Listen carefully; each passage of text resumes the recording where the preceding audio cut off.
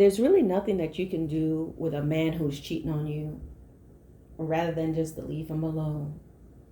If he has not come to a place of knowing that he needs help, there's nothing you're going to be able to do as a wife, as a girlfriend, as a fiance. There are many different ways to cheat. Some people cheat physically. They go and they're sleeping with other people. And then there's emotional cheating. This is where people often think that, oh, there's nothing wrong, we're just talking. But more often than not, a connection begins to develop and grow to the point that it becomes problematic in the relationship. This person will be the first one they're going to go to and seek out before you're going to know. And a sure sign of emotional cheating is that the person, that man or woman, let me make this for everybody because that way I don't have to do a separate video. The way you're going to know they're cheating emotionally is because whoever it is that they're talking to, this man or this woman that they are talking to, they're going to know, they will most likely be sharing everything about what's going on in the household and what they're feeling with this person. That person's going to know more about you, and they're going to be sharing more about you than you know about the person. You're not going to know anything about this man or woman that's in their life. This person that they're in an emotional entanglement with. You're not going to know anything. They're not going to voluntarily come and tell you what this person said, what they talked about. No, they're not going to do that. But they will take your business, what's going on in the household, in the relationship, to them. So that's an indication. So while I'm going to do both male and female here, I'm going to talk about this with to women, about men. Men are made up in a way that's very different from a woman. While some may be more gentler and more emotional than some, there's a certain way they're set up in that you can't make them do anything. And if you find yourself making him do stuff, he's resenting you. And he's probably going to do what he wants to do regardless. Or he's going to do some passive aggressive stuff to make you uncomfortable and just to get you back. If a man wants to be with you, he's going to be with you. You think about maybe how he approached you, or perhaps you approached him. I don't know. But if a man is really about you, you're not going to have to worry about any of the other things that you may be struggling with right now. I remember a book that I read a long time ago. It's called He's Just Not Into You. He's just not into you. You have to stop making excuses for a man who gives you all types of excuses for why he can't see you and all those other things, or why everything is one-sided. He makes no plans. You're the one that's always making plans. He's like, oh, I'll let you know. I don't know. I hit you back, whatever he says. And so the same thing goes for his impulses and his passions, if you want to call it that. It really has a lot to do with what he's drawn to and what he tends to do. These behaviors that he has does not just come out of nowhere.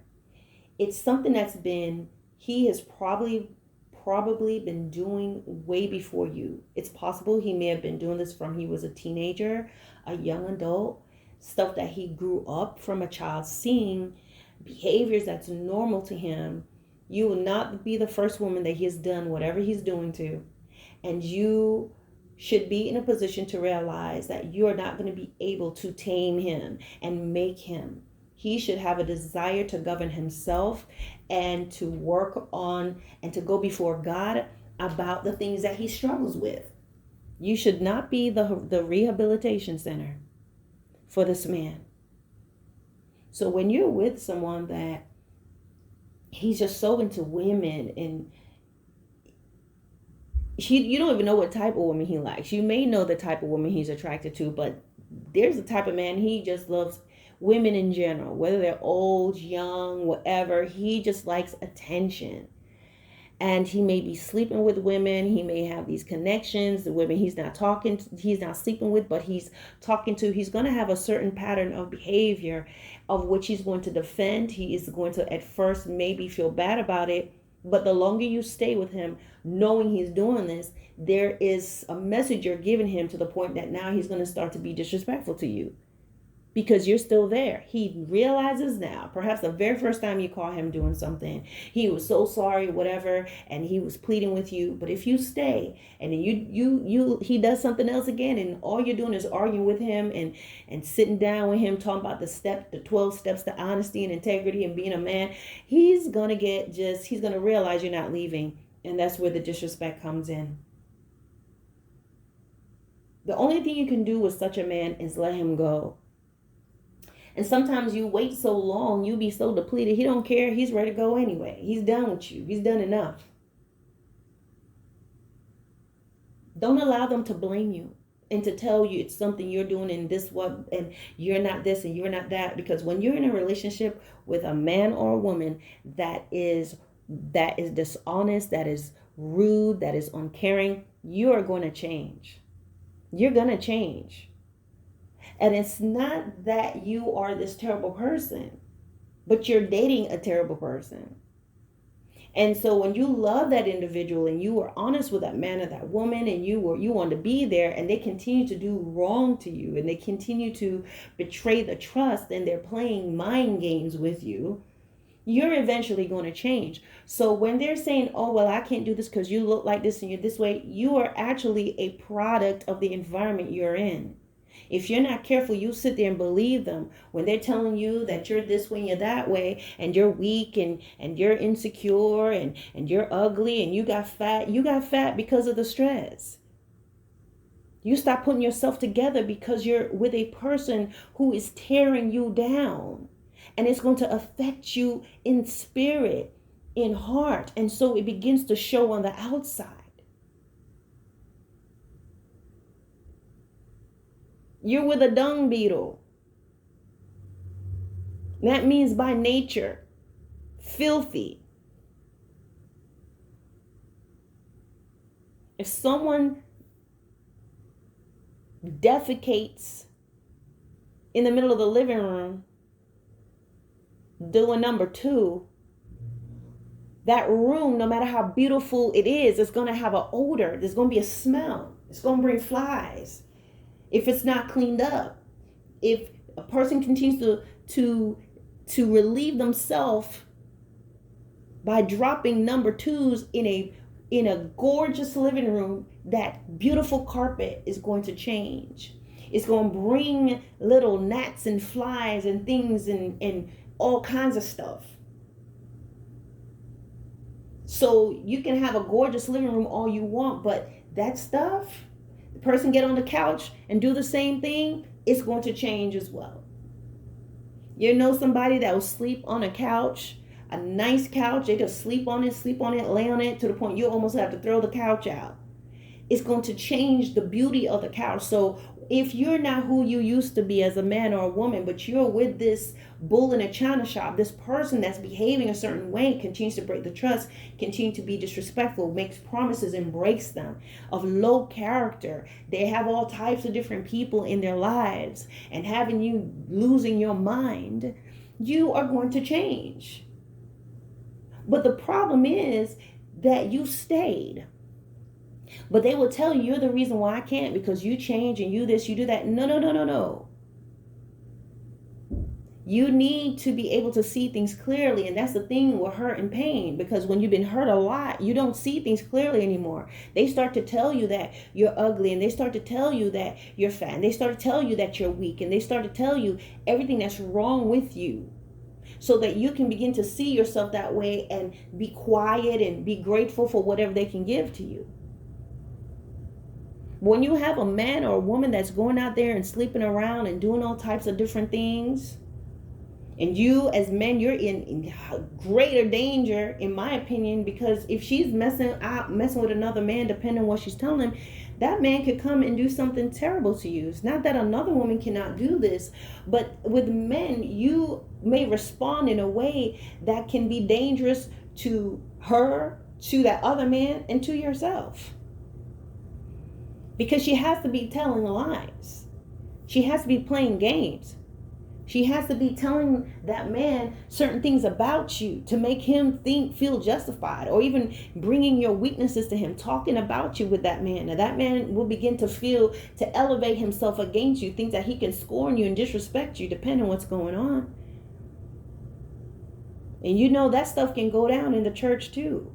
She's going to whoever and talking to this person and that man, and then you find this man think he can disrespect you. He can grab your wife's bag and purse and walk her outside and bring her things because, oh my goodness, you know how that can be. And you don't want to cause anyone to drive you to a place that you do something devastating that's going to change your life, put you in prison, or put you 6 feet under. You're the only person that you can control. Yourself. And people tend to think because they have children, they're just doomed. You're not. Pray and ask God to open doors for you and show you. And some of you already know what you can do.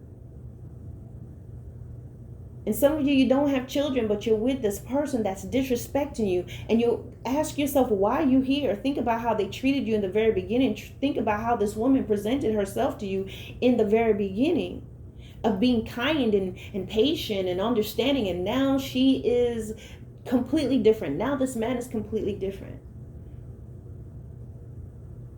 If you were garbage to begin with, they would have approached you in a disrespectful way. If you were not worthy, they would not have been kind and wooed you. They identified a quality in you and they replicated that to get you, and then did what they need to do to get you all strung out on them. And then they start to undermine you. This is not who you are. And you have to look at your age, whatever age you are, and realize that your life can change. There are things that you can still enjoy in your life. And you don't have to marry this person. You may feel like you're under pressure to marry somebody. Oh, we already gave out the invitations. Oh, we already done this. I have a video that is called I Almost Got Married. And in that video, I would tell you that I was going to get married. And I already had the invitations out. Both sides of our families already knew. We already had our website up with pictures. We had it all set up. We'd already contacted the place in Jamaica, in the grill. We were already working on our menu. I had a wedding coordinator. My friends were coming. My buddies were coming. If that's not pressure, I was already going to David's bridals and trying on different dresses. If that's not pressure. I was already planning on flying in my mom and friends, and we're going to do a yes to the dress thing. We're trying different things, and we see if that's not pressure. But there were things that I began to see that the Lord was revealing to me. And I saw, and I saw, and I saw, and I saw, and I saw. And I had a choice. Go along with my wedding to save face, to keep this gorgeous ring that he put on my finger, and just to say I'm Mrs. So-and-so. No. I called off that engagement. Return that ring. Some of y'all, when you're engaged, if you break it off, you need to give the ring back. They paid for that ring. You can't keep that man's ring. You don't say you owe me after all I've been through. No, that was not a I owe you ring. It was an engagement ring. So you need to give it back. It's the ring that is received with a promise of marriage. And if that's not going to happen, regardless of if he was a jerk, you give that ring back.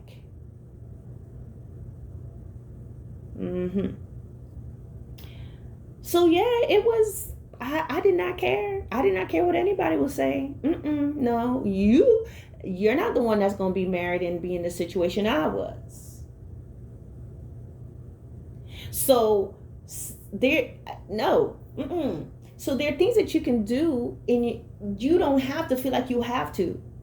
But some of you may be under pressure. You may have family. You have, depending on the culture that you're in, it can be difficult. But with God, all things are possible. You don't have to be in these relationships where you are being treated so poorly. There's so much in life to enjoy to whatever capacity. At the very least, your own peace of mind, your very least is being able to go on your patio. Learn how to grow some tomatoes or something, a vegetable garden, or just go somewhere. Just take a trip. Just go. You can't afford that, go to a park, go somewhere. Treat yourself to something. Even if it's just watching something on television that's going to make you laugh. Just enjoying yourself. Learn to discover yourself again. Go get a pedicure. Go get a manicure. Go get a massage. See what you can afford and go do it. If you can't afford that, maybe you can just buy yourself a roast chicken. Just roast the chicken and make yourself a nice pitcher of Kool-Aid or something and just drink that with some nice ice. Enjoy yourself. You don't have to be in these type of relationships. When someone wants to be with you, you don't have to be trying to explain to them why they should be with you. You shouldn't have to beg and plead. You shouldn't have to be crying. There should not be a person that say that they love you, but yet there's certain periods of time where they can just disappear off the face of the planet and you don't know where they are. They say that they love you and they care about you, but there are times that you cannot reach them for for hours at a time. So they care, but during this time and on these days, they don't care to answer the phone to make sure that you're okay, or to reach out to you. And men, you have an even greater thing that you deal with. You know, a man or a woman can deceive you, but a woman who is deceptive can be dangerous, and she's hard to figure out. And that's where you're going to have to pray and ask God to help you and have discernment, because he's going to show you. She may be able to fool you, but there's going to be things that God will reveal to you and show you this is who she is. But what will she start to do? Cry, turn all around, and talk to you like you're crazy, like you didn't see what you saw? And it's going to be up to you to be strong enough in mind to say, okay, this is what this is. And remove yourself from it.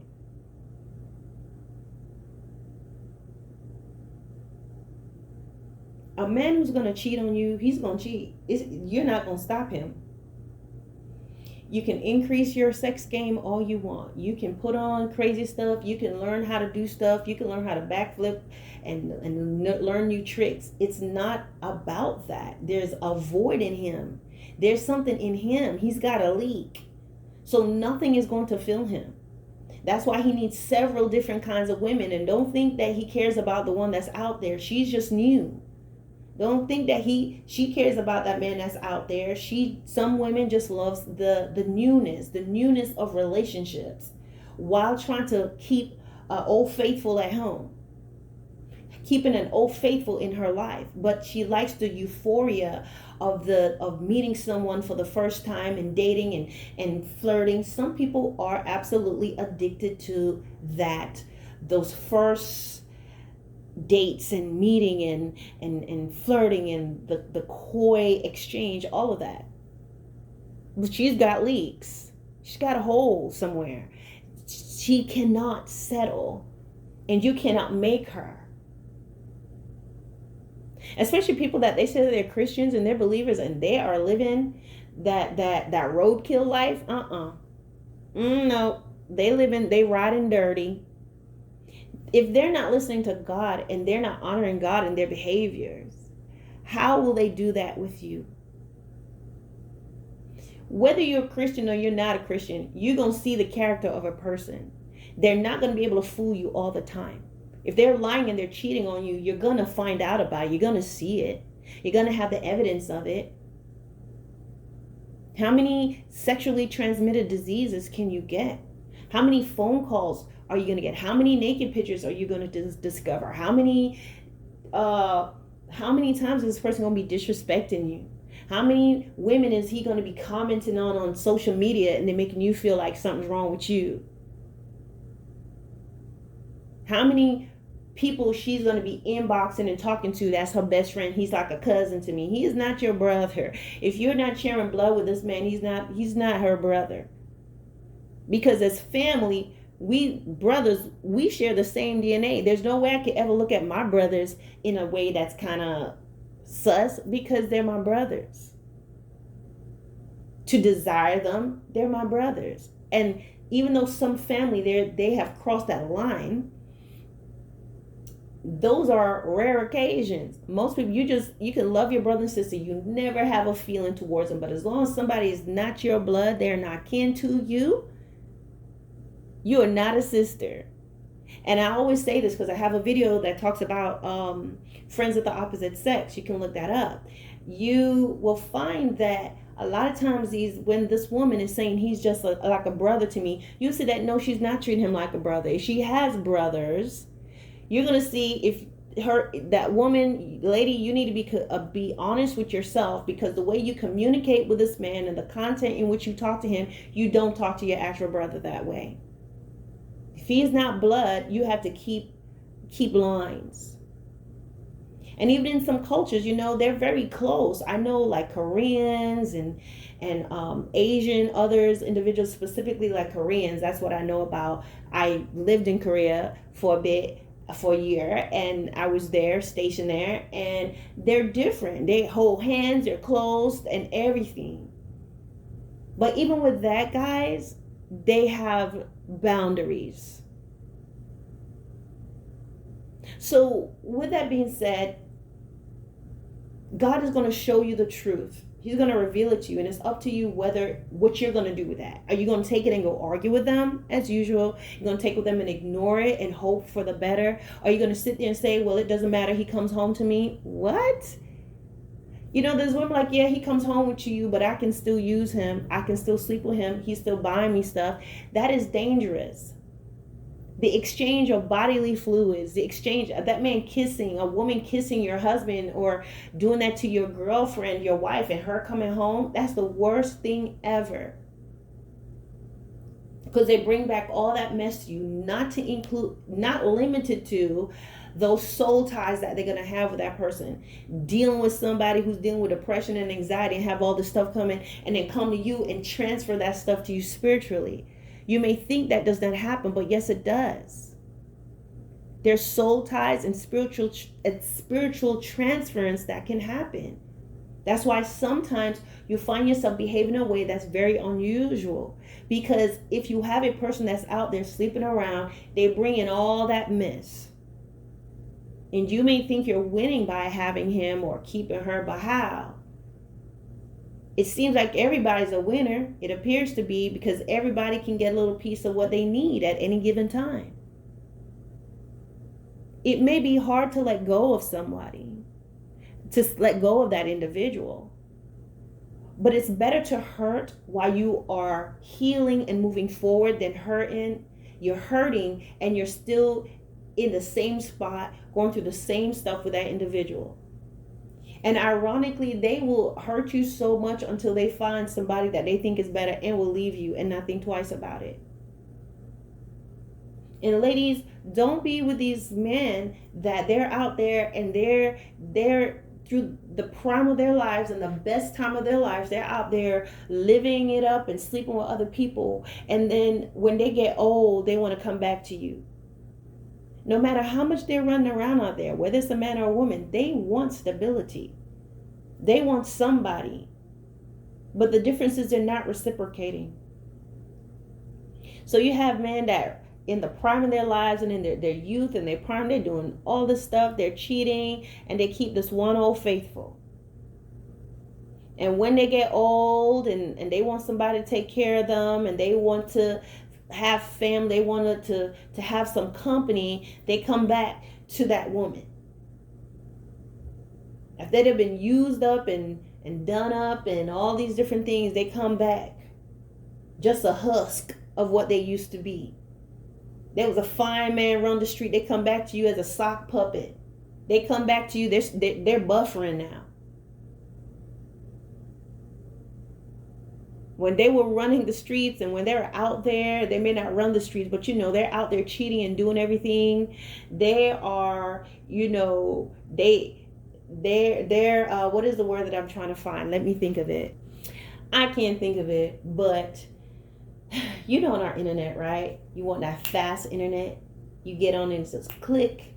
You know what I'm saying? And it just goes very fast. I know it's like gigabytes or whatever that stuff is. I know you techies will know what I'm talking about. But that internet upload, when they're in their prime, they're quick, they're fast, they're great. And then they come back to you when they're buffering. They come back to you when they're in their little dial-up phase. We don't want sock puppets. Sorry.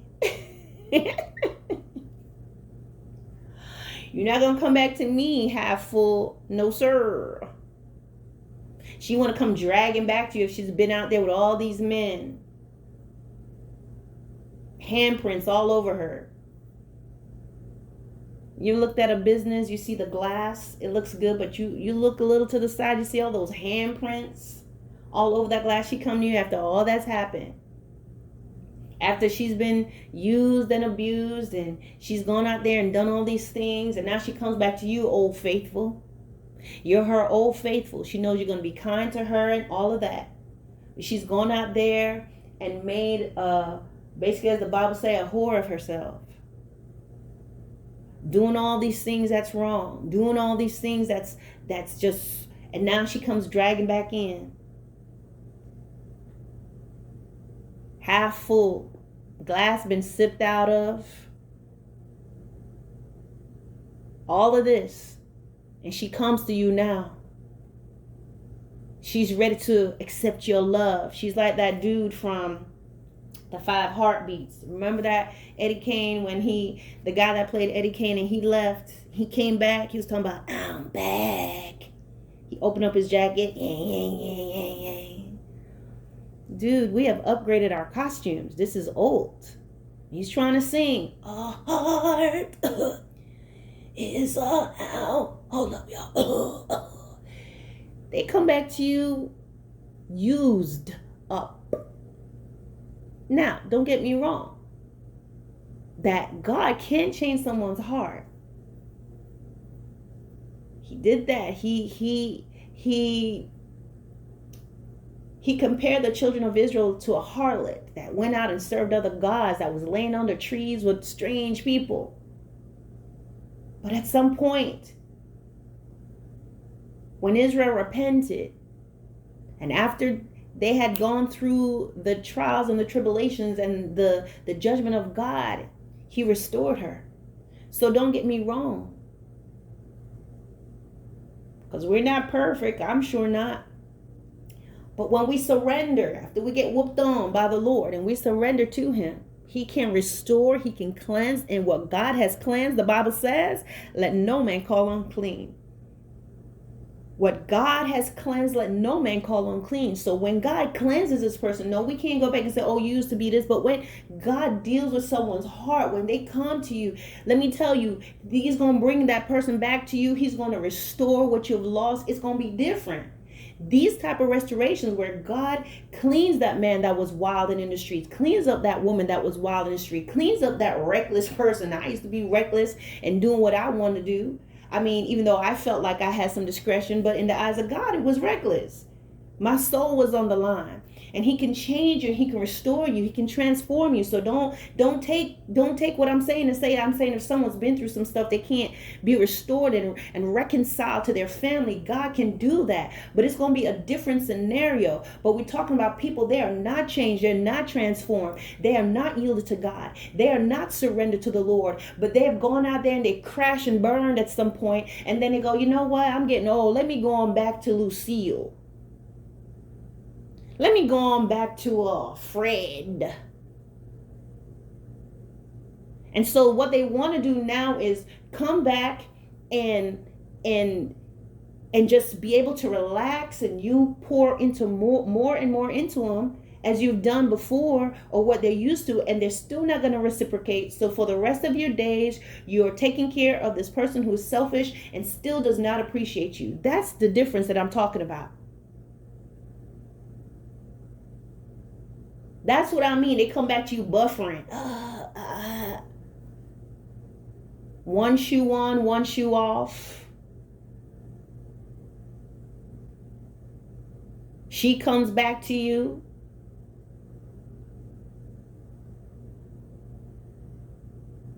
stuff snatched out her head, lace front rolling back, combs with missing teeth. They want to come you in this place. So take care of me now. And they still want to be rude. They still want to be dismissive. They still want to be indifferent to you. God wants to show you something different than that. When the Lord blesses you, when he gives to you, when he restores you, it adds no sorrow. God's not going to send you someone that's half-baked.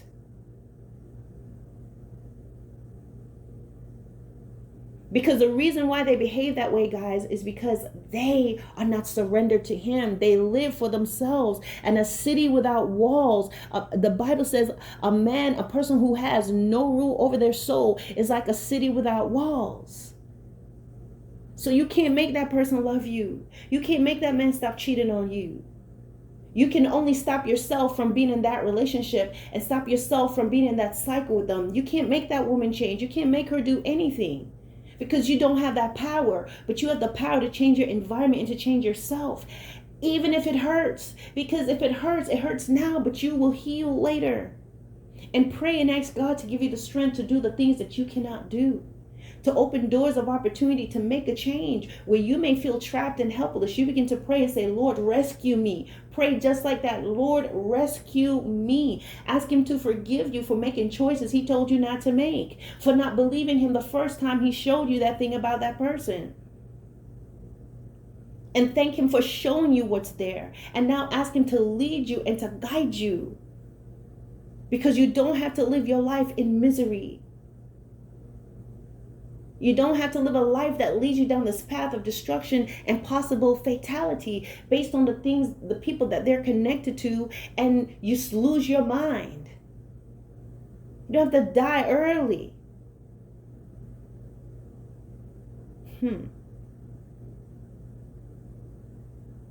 So guys, that's all I have. I hope this encourages you. You stay strong. You trust the Lord. Don't leave him out of this. You can do only so much in your own physical strength, and you can only do so much with your natural resources. But I'm here to tell you that when you put God in the midst and you ask him to lead you, he will lead you, and he is not going to be messing up anything.